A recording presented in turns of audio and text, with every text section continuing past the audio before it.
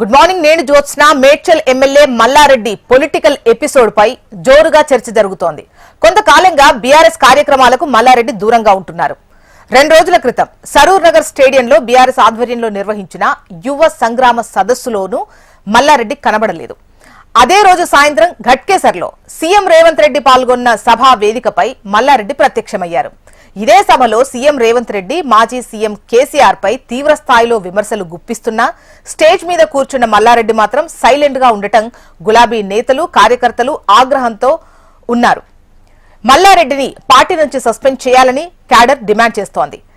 రేవంత్ ఏం black mail చేశారని ఇప్పుడు సైలెంట్ అయ్యావు మల్లన్న అంటూ సోషల్ మీడియా వేదికగా విమర్శలు గుప్పిస్తున్నారు బీఆర్ఎస్ శ్రేణులు. మరోవైపు మల్లారెడ్డి బీజేపీలో చేరుతారు అనే ప్రచారం జోరుగా సాగుతోంది. మల్లారెడ్డి తీరుపై బీఆర్ఎస్ మద్దతుదారులు తీవ్ర అసంతృప్తి వ్యక్తం చేస్తున్నారు. మల్లారెడ్డిపై బీఆర్ఎస్ అధిష్టానం ఎలాంటి నిర్ణయం తీసుకుంటుందన్నది ఆసక్తికరంగా మారింది.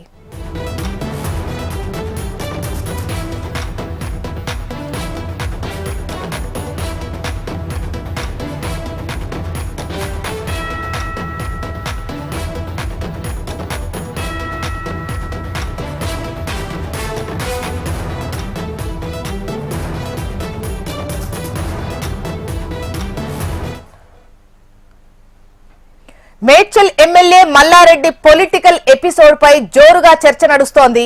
కొంతకాలంగా బీఆర్ఎస్ కార్యక్రమాలకు మల్లారెడ్డి దూరంగా ఉంటున్నారు. 2 రోజుల క్రితం సరూర్ నగర్ స్టేడియంలో బీఆర్ఎస్ ఆధ్వర్యంలో నిర్వహించిన యువ సంగ్రామ సదస్సులోనూ మల్లారెడ్డి పాల్గొనలేదు. అదే రోజు సాయంత్రం ఘట్కేసర్లో సీఎం రేవంత్ రెడ్డి పాల్గొన్న సభా వేదికపై మల్లారెడ్డి ప్రత్యక్షమయ్యారు. ఇదే సభలో సీఎం రేవంత్ రెడ్డి మాజీ సీఎం కేసీఆర్ పై తీవ్ర విమర్శలు గుప్పించారు. అయినా స్టేజ్ మీద కూర్చున్న మల్లారెడ్డి మాత్రం సైలెంట్ గా ఉండడం పట్ల గులాబీ నేతలు కార్యకర్తలు ఆగ్రహంతో ఉన్నారు.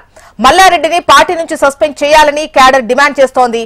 రేవంత్ ఏం బ్లాక్ మెయిల్ చేశారని ఇప్పుడు సైలెంట్ అయ్యావు మల్లన్న అంటూ సోషల్ మీడియా వేదికగా విమర్శలు గుప్పిస్తున్నారు.